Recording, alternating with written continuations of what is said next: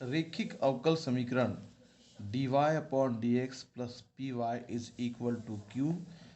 वह अवकल रेखिक समीकरण जिस ऐसे अवकल रेखिक अवकल समीकरण हम पढ़ने जा रहे हैं। प्रश्नावली 9.6। और रेखिक अवकल समीकरण ऐसा अवकल समीकरण जिसकी घात 1 हो रेखिक अवकल समीकरण कहलाता है। बोर्ड परीक्षा में इससे रिलेटेड क्वेश्चन पूछे जाते हैं और इसको हल करने का तरीका है, इसमें सबसे पहले समाकल्य गुणांक ज्ञात करते हैं। समाकल्य गुणांक इसको हम IF से डिनोट करते हैं। IF मीन्स इंटीग्रल फैक्टर, और ये इज इक्वल टू होता है, इसका फॉर्मूला है e की power integration of p dx। यहाँ p क्या है? Coefficient of y, and q जो है वो राइट हैंड साइड में एक चर के रूप में प्राप्त होगा। अगर यहाँ y है तो वो x के रूप में कोई फलन होगा। तो integrating factor is equal to e की power integration of p dx। ये हो गया समाकल्य गुणांक या इंटीग्रेटिंग फैक्टर। इसके बाद इसमें हमको जनरल सॉल्यूशन ज्ञात करना होता है, यानी कि व्यापक हल। तो रेखिक अवकल समीकरण का व्यापक हल, general solution of linear differential equation, व्यापक हल y into integration of IF is equal to integration of q into integrating factor IF dx plus c। तो ये है व्यापक हल, जिसे हमें रेखिक अवकल समीकरण को हल करने के लिए ये दो महत्वपूर्ण स्टेप्स है, जिसकी सहायता से पूरा प्रश्न सरल होगा। और इसके लिए हम सबसे पहले उदाहरण करने जा रहे हैं, और इसका एग्जाम्पल नंबर है 19वां प्रश्न। उदाहरण नंबर 19। और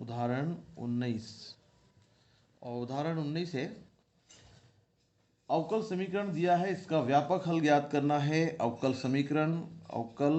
समीकरण ये है dy/dx इज इक्वल टू या minus y is equal to cos x। ये अवकल समीकरण दिया है और इसका व्यापक हल ज्ञात करना है। का व्यापक हल हमें ज्ञात करना है। मैंने क्वेश्चन मार्क बना दिया। तो अवकल समीकरण दिया है हमें, और इस अवकल समीकरण का हम व्यापक हल ज्ञात करेंगे। तो व्यापक हल ज्ञात करने के लिए सबसे पहले दिया गया रेखिक अवकल समीकरण,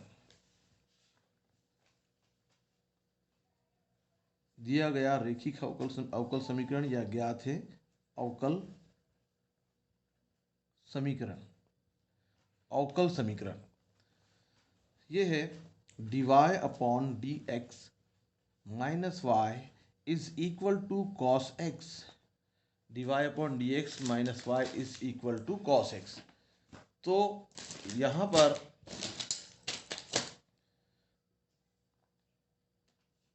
जो व्यापक रेखिक समीकरण है उससे हम इसकी तुलना करेंगे। व्यापक रेखिक समीकरण है, इस समीकरण से हम इसकी तुलना करेंगे। तो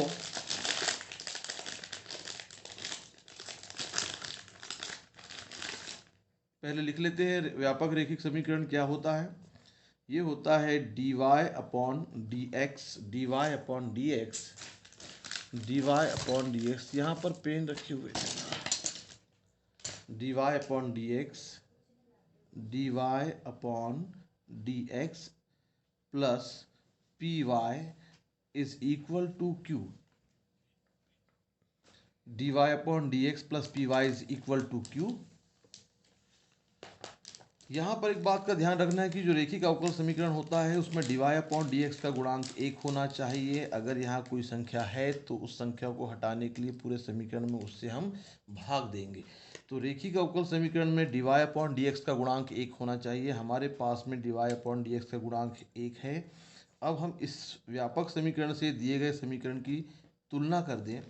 से तुलना, तो तुलना करने पर आपके पास y का गुणांक p है और यहाँ पर y का गुणांक -1 है, तो p का मान हो गया -1, q का मान यहाँ पर cos x है, तो q is equal to cos x। तो सबसे पहले हम व्यापक समीकरण से तुलना करके p और q के मान निकालेंगे और इसके बाद समाकल्य गुणांक ज्ञात करेंगे। तो समाकल्य गुणांक ज्ञात करने का सूत्र है समाकल्य गुणांक integrating factor IF is equal to होता है e की power integration of p dx। इस फॉर्मूले में हम p का मान हमारे पास -1 है, तो यहाँ पर हम e की पावर p के स्थान पर -1 dx रखेंगे और -1 का x के सापेक्ष इंटीग्रेशन हो जाएगा e की पावर -x। तो इस प्रकार से IF का मान हमें मिलेगा e की पावर -x। ये हो गया इंटीग्रेटिंग फैक्टर। और अब इसके बाद हम व्यापक हल निकालेंगे। तो व्यापक हल, जनरल सॉल्यूशन, इसके लिए सूत्र है y into integrating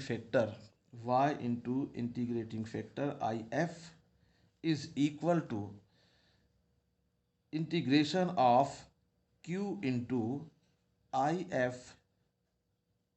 dx plus c।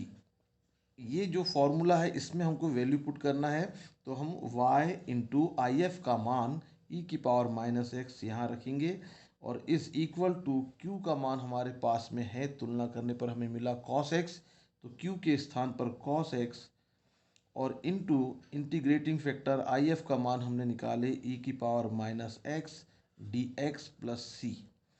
इसको हम समीकरण नंबर 1 दे देते हैं। इसका कारण समझ लो, जब भी समाकलन करते समय e की घात x और ट्रिग्नोमेट्रिक फंक्शन का गुणनफल आता है तो इसका 2 बार समाकलन करना पड़ता है। इसके लिए इसको हम i मानकर हल करेंगे। तो इसको हम i मानकर सरल करने जा रहे हैं। i is equal to cos x into e की पावर -x, ये हम मान लेते हैं। i इज इक्वल टू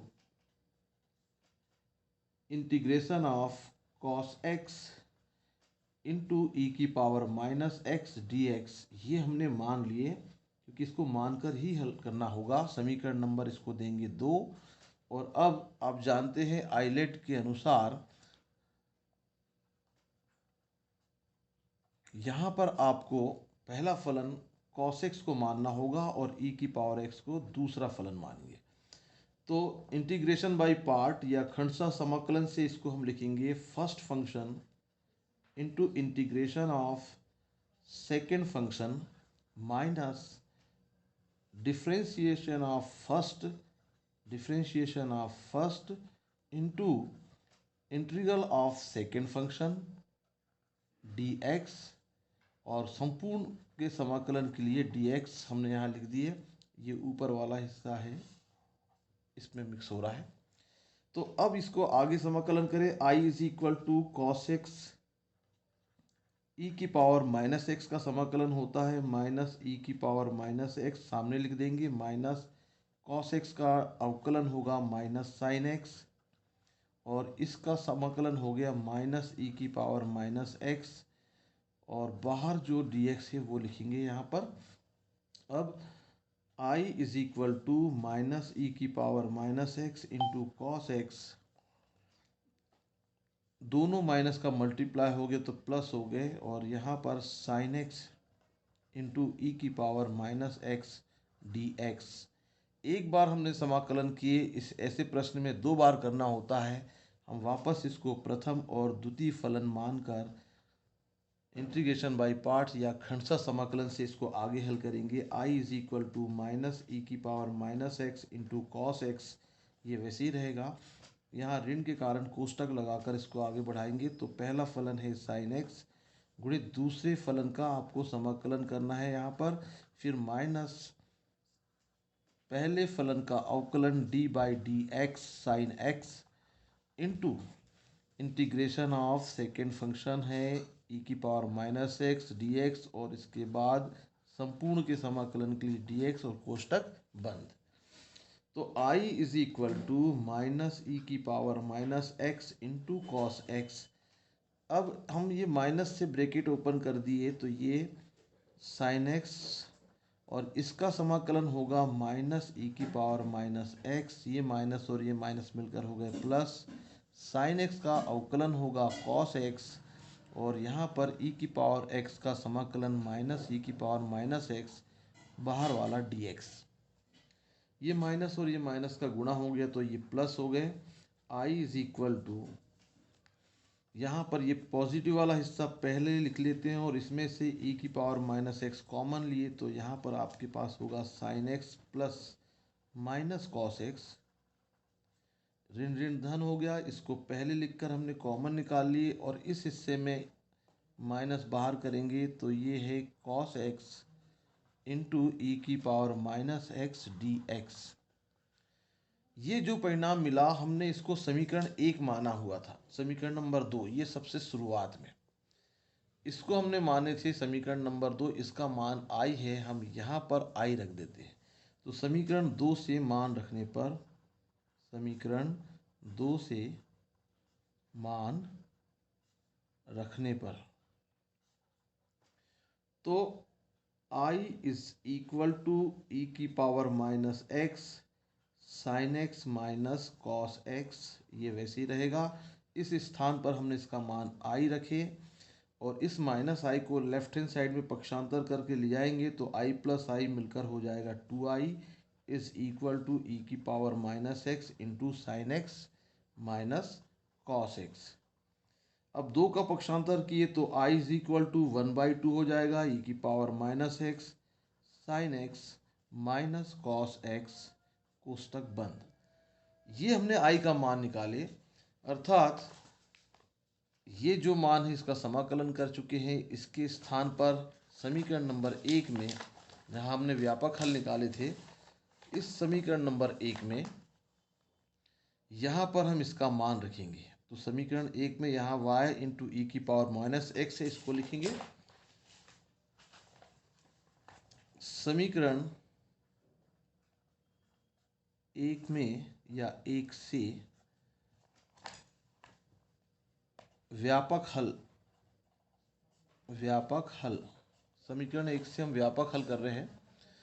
तो y इंटू ई की power minus x is equal to, यहाँ पर जो मान है वो हमने निकाल चुके हैं, 1/2 इंटू ई की power minus x into sine x minus cos x, ये हमने रख दिए, और प्लस यहाँ पर c है।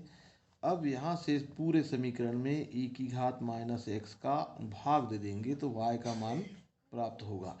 तो यहाँ भाग देने पर यहाँ बचेगा y इज इक्वल टू, यहाँ से भाग देने पर बचा 1/2 sign x minus cos x, और प्लस c में इसका भाग देंगे तो अपॉन में माइनस है, इसको ऊपर ले जाकर लिखे तो ये e की पावर हो जाएगा प्लस एक्स। ये इसका व्यापक हल या जनरल सॉल्यूशन प्राप्त हो गया, आंसर। ये था एग्जाम्पल नंबर 19।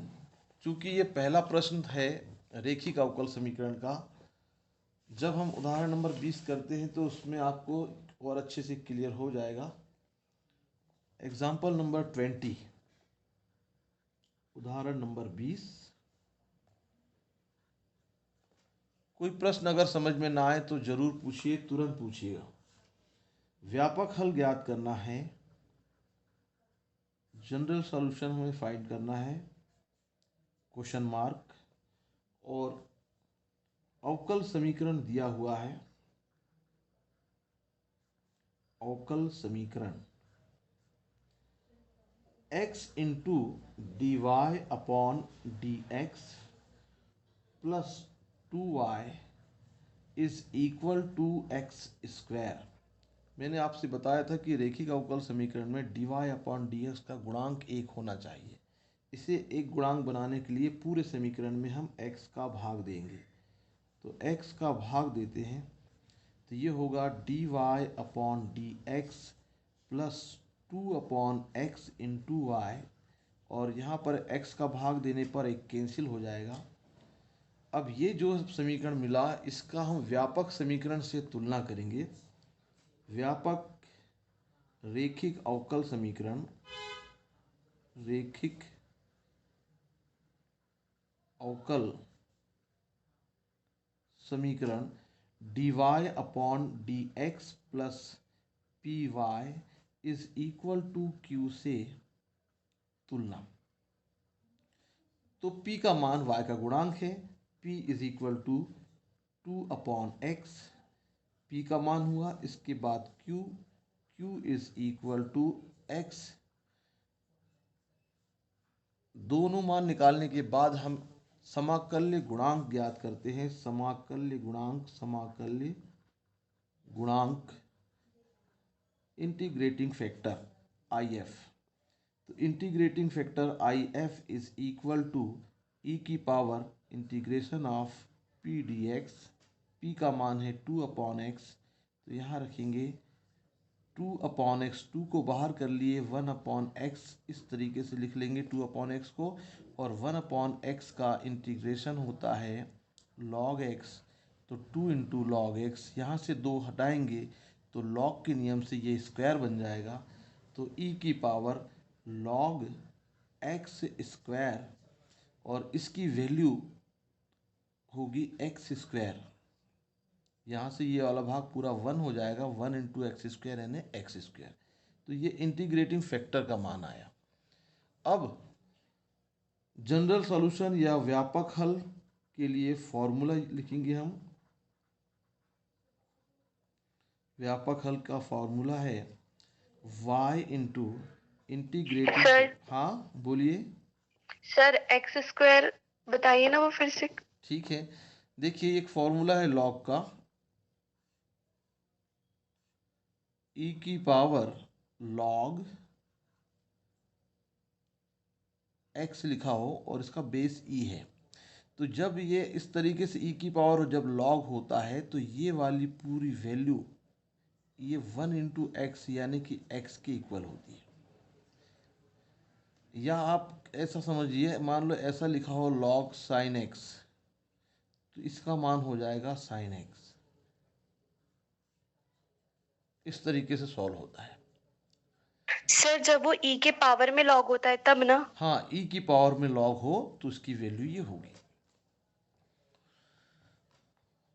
Okay sir. तो अब यहाँ पर व्यापक हल y into I F is equal to integration of q into I F, integrating factor dx plus c, ये है फॉर्मूला। इसमें हम मान रखेंगे y इंटू आई एफ का मान है हमारे पास में x square is equal to q का मान है x, यहाँ पर हमने q का मान x लिखा है, और इंटू इंटीग्रेटिंग फैक्टर है एक्स स्क्वायर, इंटीग्रेटिंग फैक्टर है एक्स स्क्वायर, और इसके बाद है dx प्लस सी, और y into x square is equal to ये है x cube dx plus c, और एक्स क्यूब का समाकलन होगा y into x square is equal to x की पावर 3 धन 1 यानी 4 बटे 3 धन 1 यानी 4 धन सी। पूरे समीकरण में हम एक्स स्क्वायर का भाग देंगे जिससे हमें y का मान प्राप्त होगा। तो एक्स स्क्वायर का भाग देने पर y इज इक्वल टू यहाँ आएगा 1/4 एक्स स्क्वायर प्लस सी अपॉन एक्स स्क्वायर। इसको भी ऊपर ले आकर लिखे तो x की पावर -2 होगी। तो हम इसको लिखेंगे y is equal to 1/4, y is equal to 1/4 x square plus c into x की पावर -2 आंसर। ये व्यापक हल है, जनरल सोल्यूशन है। तो ये एंड हो गया इस प्रश्न का। क्वेश्चन नंबर 20 एग्जाम्पल नंबर 20 था। अगला उदाहरण है उदाहरण नंबर 21वां प्रश्न। क्वेश्चन एग्जाम्पल नंबर 21 उदाहरण नंबर 21। यहाँ पर अवकल समीकरण दिया हुआ है। अवकल समीकरण व्यापक अवकल समीकरण दिया है y into d x is equal to, sorry minus है यहाँ पर, minus x plus 2y² dy is equal to 0, ये समीकरण दिया है। तो पहले हम इसमें dy अपॉन डी एक्स का मान निकाल दें। कभी भी कोई भी अवकल समीकरण दिया हो उसमें सर्वप्रथम आपको क्या करना है, dy अपॉन डी एक्स का मान निकालना है। उसके बाद हम तय करते हैं कि ये रेखिक अवकल समीकरण के माध्यम से हल होगा या पहले हम चरों का पृथक्करण करना संभव हो तो वो कोशिश करते हैं। तो पहले तो हम यहाँ से y dx का पक्षांतर करेंगे, minus x plus 2y² into d y. यहाँ से y dx का पक्षांतर किए तो माइनस y dx, दोनों साइड से माइनस कैंसिल हो गया। और हम यहाँ देख रहे हैं कि चर अभी पृथक्करण नहीं हो पाएगा, इसलिए हम इसमें dy अपॉन डी एक्स का सीधे मान निकालेंगे। और dy अपॉन डी एक्स का मान होगा माइनस वाई, माइनस तो कैंसिल हो चुका है, y upon x plus 2y²। तो अब ये यहाँ से हम इसका x प्लस y² का इसमें गुणा करके इसको अलग करें तो ये होगा x into d y upon d x, और फिर प्लस ये सारा का सारा इसमें आ रहा है इसके साथ इंटू में। तो ये ऐसा नहीं होगा, बल्कि हम इसको क्या करेंगे, दोनों पक्षों को पलटना पड़ेगा। ये अलग पैटर्न का क्वेश्चन है, इसको हम दोनों पक्ष को पलट देते हैं।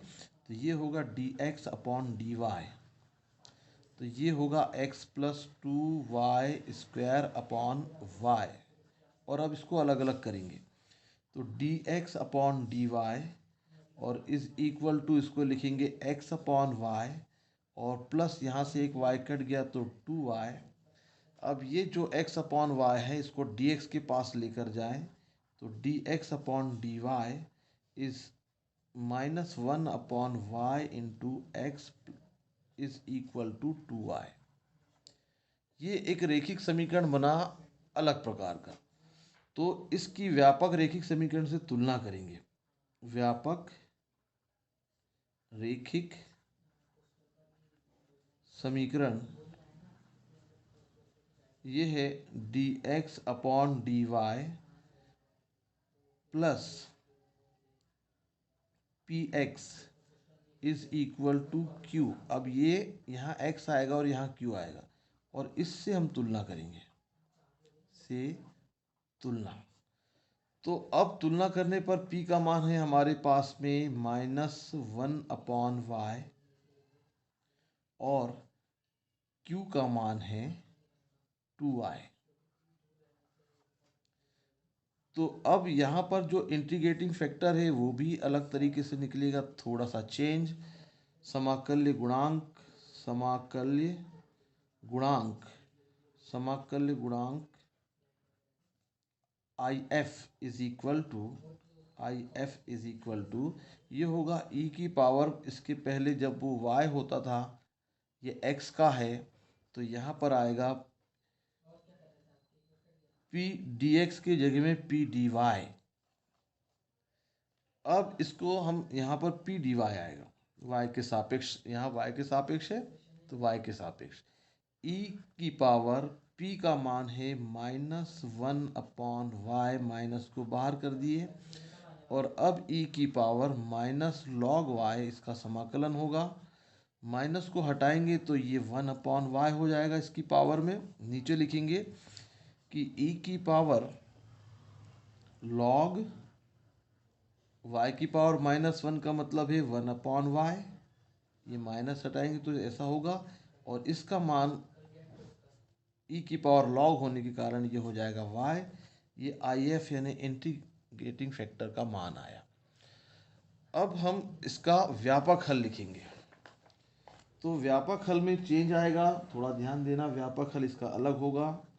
व्यापक हल, क्योंकि ये x का रेखिक अवकल समीकरण है, इसलिए इसके व्यापक हल में यहाँ पर आएगा x इंटू इंटीग्रेटिंग फैक्टर, और इंटीग्रेटिंग फैक्टर के बाद यहाँ पर आएगा integration of Q into I F into d y plus c, ये बनेगा। इसको समझ के रखना। एक आध क्वेश्चन ऐसा होता, बाकी सारे हमने इसके पहले किए उस पैटर्न में होते हैं। अब x इंटू इंटीग्रेटिंग फैक्टर है हमारे पास में, इंटीग्रेटिंग फैक्टर का मान है 1/y, तो ये आई एफ का मान 1/y रखेंगे। यहाँ पर आई एफ का मान हमने रखी 1/y is equal to q की वैल्यू है, क्यू की वैल्यू हमारे पास में कितनी है, चलो चेक कर लो, 2y है, तो क्यू के स्थान पर लिखेंगे 2y, क्यू के स्थान पर 2y। इंटीग्रेटिंग फैक्टर है 1/y डी वाई प्लस सी। यहाँ y से y कैंसिल हो गया, 2 बाहर जाएगा, x/y is equal to 2 into d y plus c.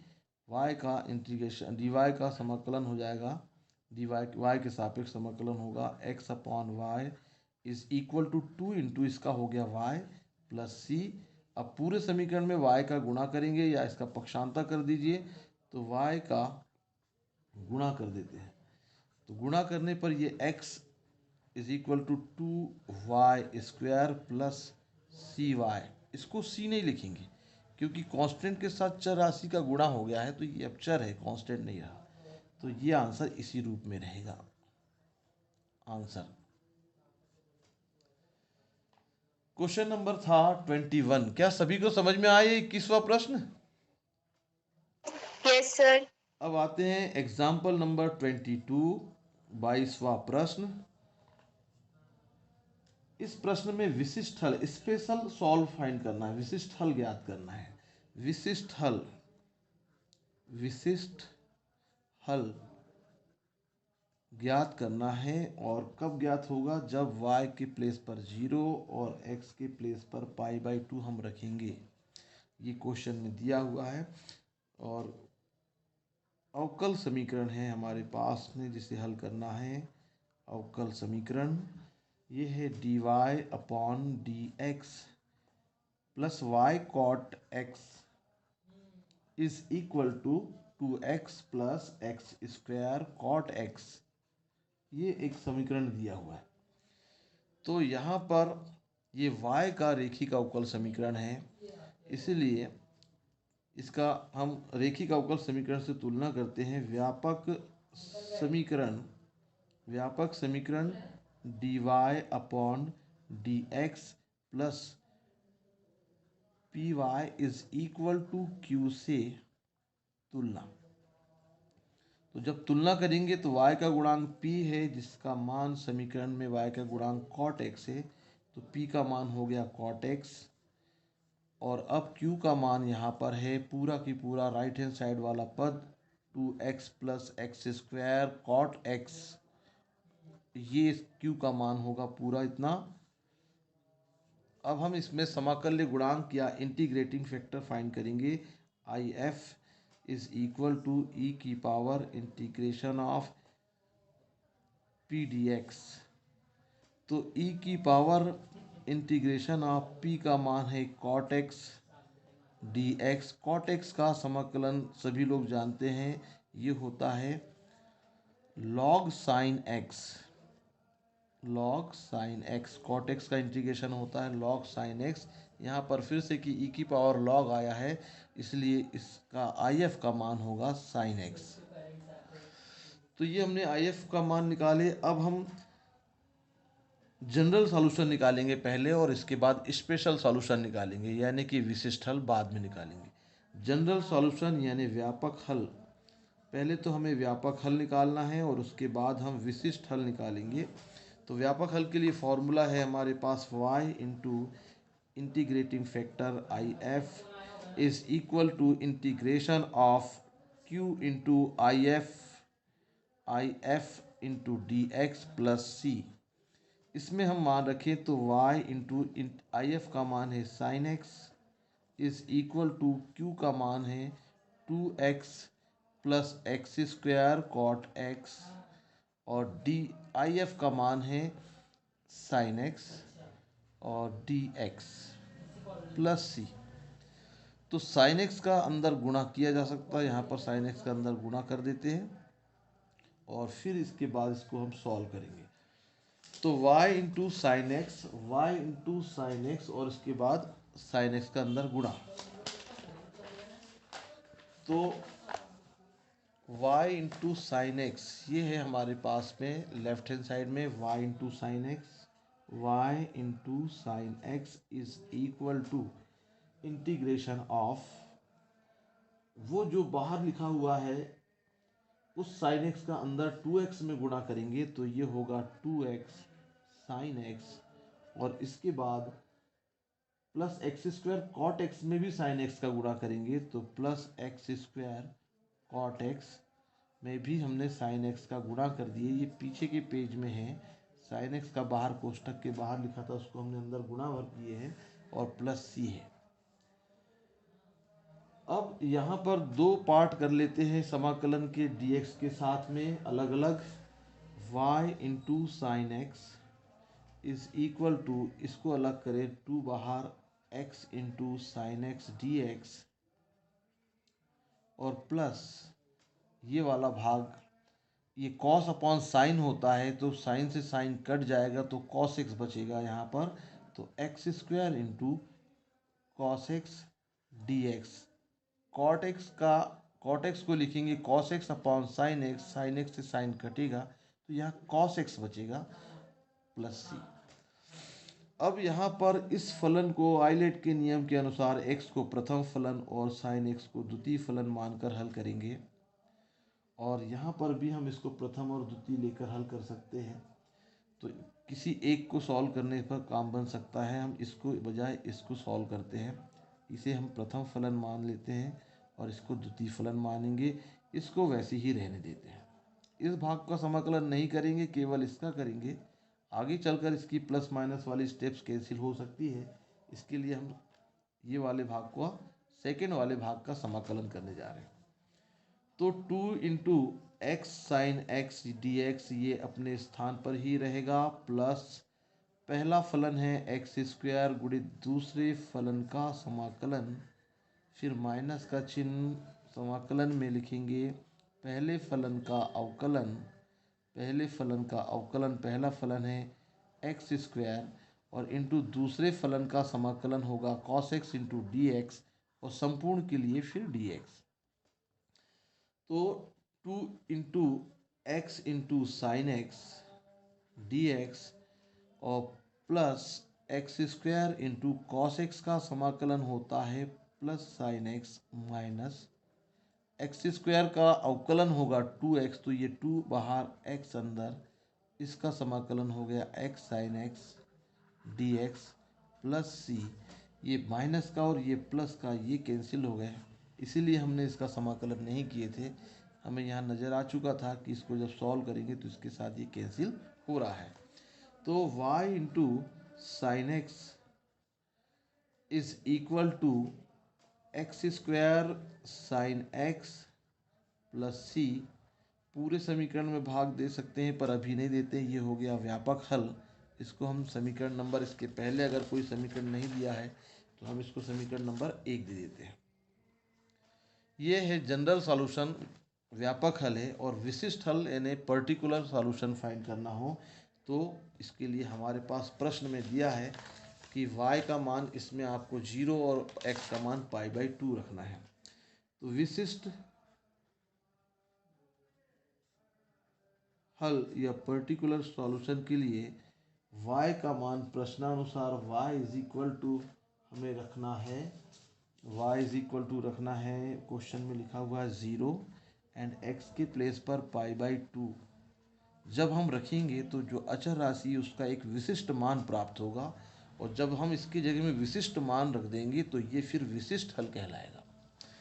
तो y के स्थान पर 0 into sine x is equal to x का मान π/2 रखने पर पाई स्क्वायर अपॉन 4 हो जाएगा, π/2 का square into sign π/2 plus c, ये तो शून्य हो गया, इसका मान 1 होता है साइन 90 का मान, तो pi square upon 4 plus c, तो यहाँ से आपको c का मान मिलेगा, c is equal to minus pi square upon 4।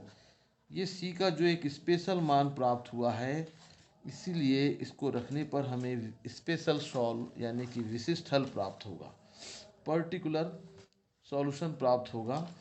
तो y समीकरण नंबर एक, समीकरण नंबर एक से, समीकरण एक से विशिष्ट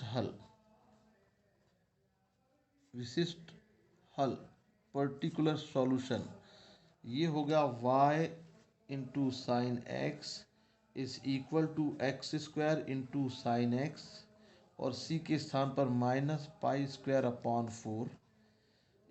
आप इसमें साइन एक्स का समीकरण में भाग दे दें तो साइन एक्स का भाग देते हैं, तो साइन एक्स का भाग देने पर यहाँ पर होगा y is equal to x square pi by 4, और साइन एक्स का भाग देंगे तो ये 1 अपॉन साइन एक्स बन जाएगा कोस एक्स।